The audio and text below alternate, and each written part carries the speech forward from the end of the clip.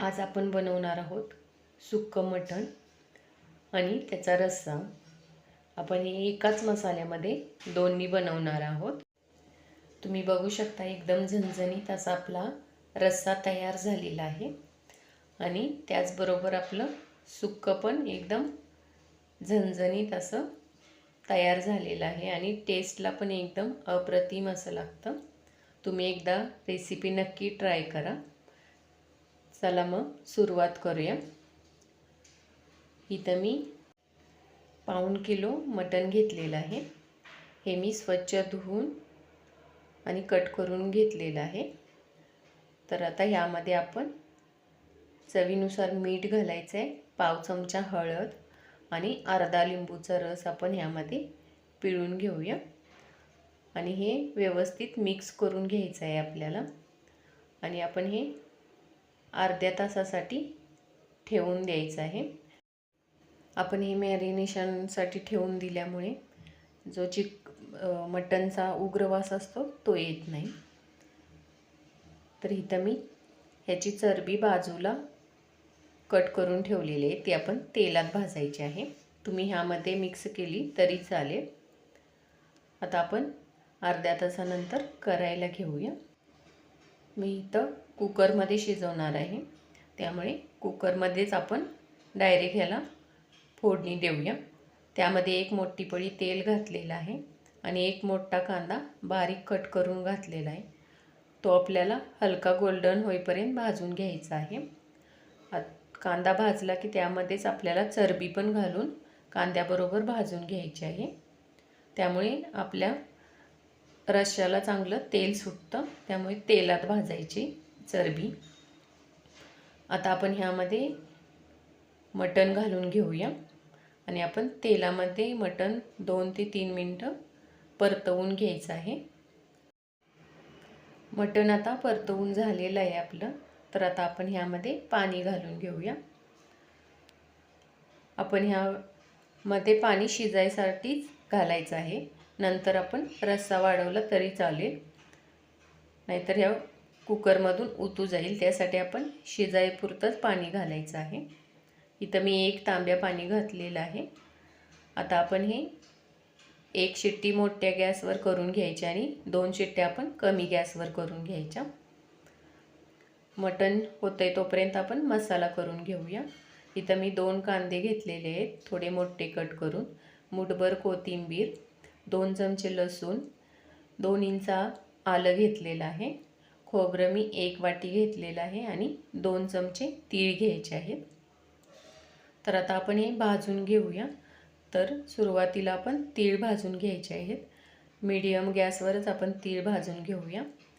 तीळ घातल्यामुळे रश्श्याला छान टेस्ट येते आणि तुम्हाला नसेल घालायचं तर तुम्ही स्किप करू शकता। आपण आता खोबरं पण भाजून घेणार आहोत। खोबरं पण आपल्याला थोडं लालसर होईपर्यंत भाजून घ्यायचं आहे। 2 ते 3 मिनिटं आपल्याला भाजायला वेळ लागेल। आता आपण खोबरं पण काढून घेऊया आणि त्याच तव्यामध्ये आपण कांदा घालून घेऊया। कांदा आपण सुरुवातीला 1 ते 2 मिनिटं थोडा नरम होईपर्यंत भाजून घ्यायचा आणि नंतर त्यामध्ये आपण आलं आणि लसूण घालून घेऊया। तो पण आपण कांद्याबरोबर भाजून घ्यायचा आहे। आता कांदा पण आपला भाजून झालेला आहे, तर आपण काढून घेऊया आणि हे आपल्याला थंड करून घ्यायचं आहे। थंड झाल्यानंतर आपण हे बारीक करून घेऊया आणि ह्यामध्ये आपण कोथिंबीर पण घालून घेऊया। कोथिंबीर मसाल्यामध्ये घातल्यामुळे छान कलर येतो आपल्या रश्श्याला। ह्याच्यात थोडं पाणी घालून आपण ह्याची पेस्ट करून घ्यायची। आता आपलं कुकर पण थंड झालेलं आहे, तर आपण एकदा चेक करूया मटण शिजलंय की नाही ते। इथं आपलं मटण आता शिजलेलं आहे। तर आता आपण ह्यामध्ये गरम पाणी घालून घेऊया। आपल्याला जेवढा रस्सा करायचा आहे तेवढं आपण ह्यामध्ये गरम पाणी घालून घ्यायचं आणि एकदा मिक्स करून आपण ह्यामधलं मटण बाजूला काढायचं। तुम्ही इथं उकळी आणली तरी चालेल, किंवा असं काढलं तरीही चालेल. मटण बाजूला काढलेलं आहे आणि आता एका टोपामध्ये आपण एक पळी तेल घालून त्यामध्ये वाटण केलेलं त्यातलं अर्ध वाटण आपल्याला घालायचं आहे. अर्ध्याला मी थोडं इथं जास्त घातलेलं आहे. रश्श्यासाठी आपण हे मसाला भाजतोय. आपल्याला 3 ते 4 मिनिटं हा तेलामध्ये चांगला भाजून घ्यायचा आहे.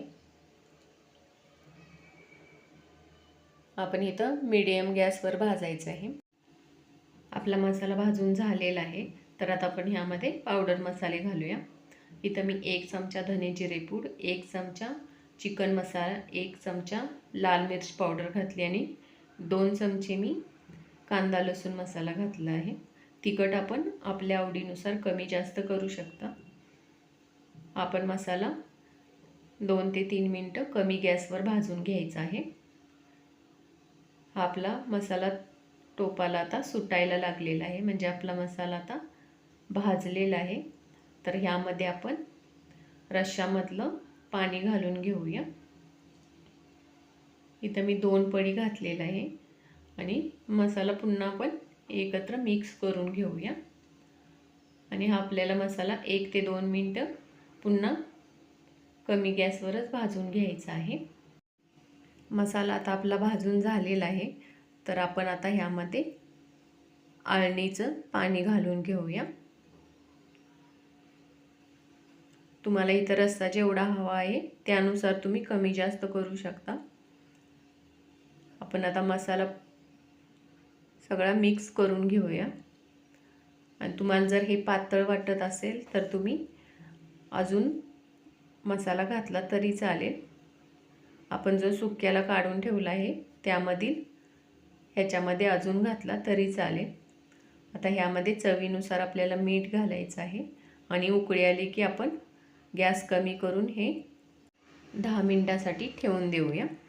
हे आपण दुसऱ्या गॅसवर तोपर्यंत सुक्कं बनवून घेऊया. तर मी इथं कढई घेतलेली आहे, त्यामध्ये 2 चमचे तेल घातलेलं आहे आणि आपण राहिलेला मसाला ह्यामध्ये घालून घ्यायचा आहे. हा पण मसाला आपल्याला 2 ते 3 मिनिटं चांगला भाजून घ्यायचा आहे. आता आपला हा मसाला भाजलेला आहे. तर ह्यामध्ये आपण पावडर मसाले घालून घेऊया. तर ह्यामध्ये पण आपण 1 चमचा धने जिरे पूड, पाऊण चमचा आपल्याला चिकन मसाला घालायचा आहे, लाल मिर्च पावडर पण पाऊण चमचा आणि 1.5 चमचा मी इथं कांदा लसूण मसाला घातलेला आहे. तिखट तुम्ही तुमच्या आवडीप्रमाणे कमी जास्त करू शकता. आता आपण हे चांगलं मिक्स करून पुन्हा तेल सुटेपर्यंत भाजून घ्यायचं आहे. आता ह्यामध्ये आपण थोडंसं पाणी घालून घेऊया. मी इथं अर्धा कप पाणी घातलेलं आहे. आपल्याला हे मसाले चांगले शिजवून घ्यायचे आहेत. हे 2 ते 3 मिनिटं आपण पुन्हा हे शिजवून घेणार आहोत. ह्याला आता तेल सुटायला लागलेलं आहे आणि आपला मसाला पण आता भाजून झालेला आहे. तर आता ह्यामध्ये आपण काढलेलं मटण सगळं घालून घेऊया आणि आपण मटण पण हे मसाल्यामध्ये मिक्स करून घ्यायचं आहे. इथं आपण चवीनुसार थोडंसं मीठ ॲड करायचं आहे. सुरुवातीला आपण घातलेलं मीठ, त्यामुळे चवीनुसार मीठ घालायचं इथं. आता हे मसाल्यामध्ये चांगलं मिक्स झालेलं आहे. तर आपण 4 ते 5 मिनिटं आपण कमी गॅसवर हे ठेवून द्यायचं आणि मध्ये मध्ये आपण चमच्याने फिरवून घ्यायचं, खाली लागू नये म्हणून. आणि तुम्हाला एकदम सुक्कं हवं असेल तर तुम्ही एकदम सुक्कं करून घ्या. 10 ते 15 मिनिटं आपण गॅसवर ठेवून द्यायचं आणि मध्ये मध्ये हलवत राहायचं. इथं आता आपलं सुक्कं मटण तयार झालेलं आहे. तर वरून आपण कोथिंबीर घालून घेऊया आणि आपण रस्सा पण चेक करूया. आपला रस्सा पण आता तयार झालेला आहे. तर आपण आता ह्याचा पण गॅस बंद करून घेऊया आणि आता ह्याच्यावर पण आपण वरून कोथिंबीर घालून घेऊया. आपलं आता मटणचं सुक्कं आणि रस्सा दोन्ही तयार झालेलं आहे. तर आपण आता ताट करून घेऊया. तुम्ही बाजरीच्या भाकरीबरोबर किंवा ज्वारीच्या भाकरीबरोबर खाऊ शकता. तुम्हाला माझी रेसिपी आवडली असल्यास लाईक, शेअर, कमेंट आणि सबस्क्राईब करा. थँक्यू.